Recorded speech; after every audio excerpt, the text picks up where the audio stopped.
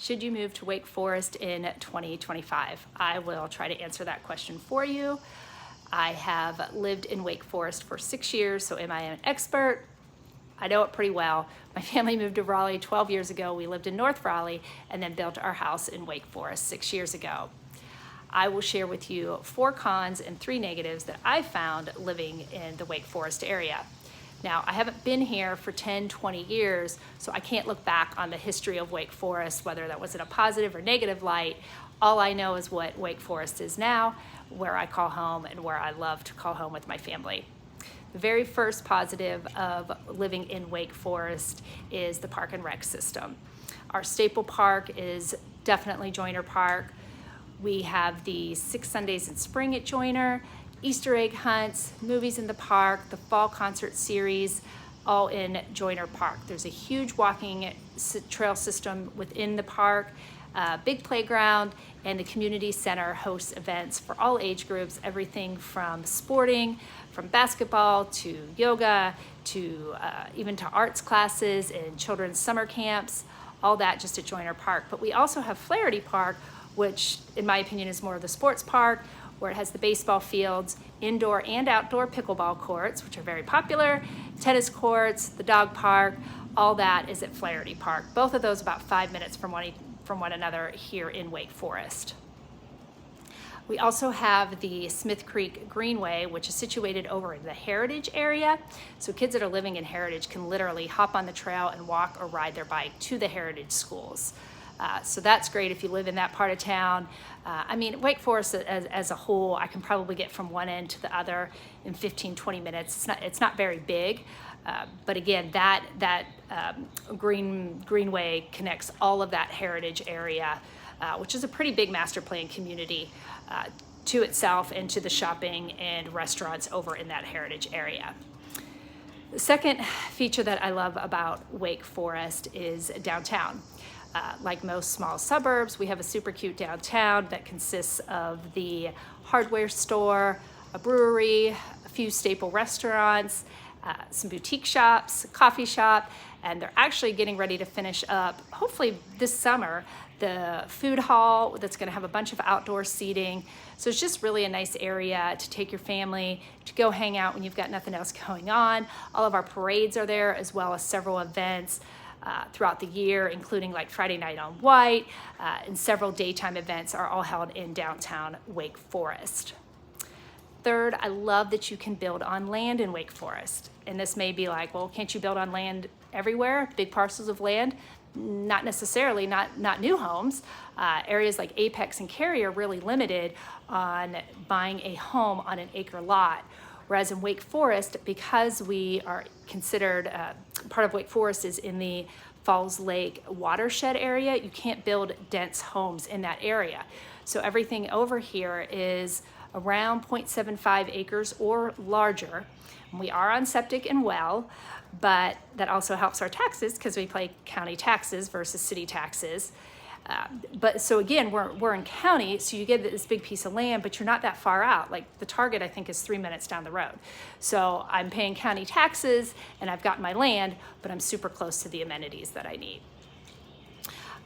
In addition to that, I mentioned Falls Lake, and I didn't mention that with the Parks and Rec system, but if you are a boater or kayaker or love the water or like to mountain bike or like to trail run, all of that is up here in Wake Forest, just surrounding the lake. There are tons of different parks to hop on throughout different roads up here. You'll be driving down and you'll just see a spot to go hiking, as well as several campgrounds that are around the lake as well. The fourth reason that I love Wake Forest is really if I didn't want to, I didn't have to leave. I've got everything that I need, from grocery stores to Lowe's to PetSmart and Walmart and Target and TJ Maxx. Everything is right here in Wake Forest. In addition to restaurants, tons of restaurants that have really been growing up over the past few years. But I'm going to segue that into my first con, which is we don't have a lot of unique restaurants and unique shopping up in the Wake Forest area. If I want to avoid a chain, I'm going to go into North Raleigh or into the Midtown area.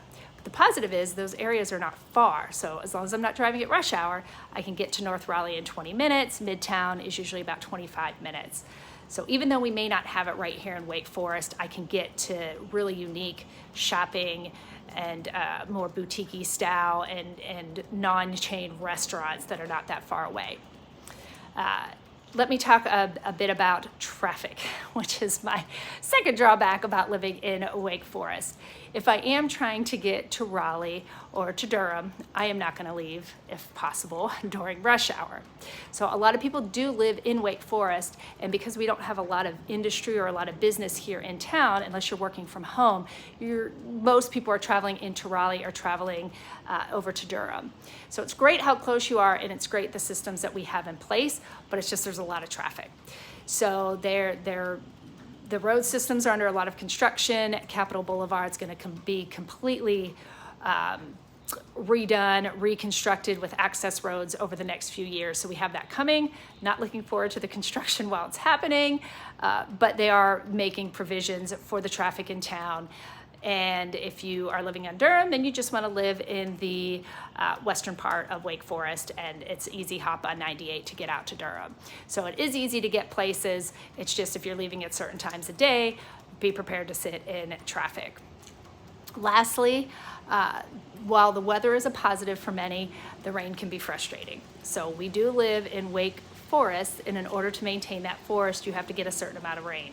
So just like today, it's a rainy day back there, but you can see all the greenery behind me.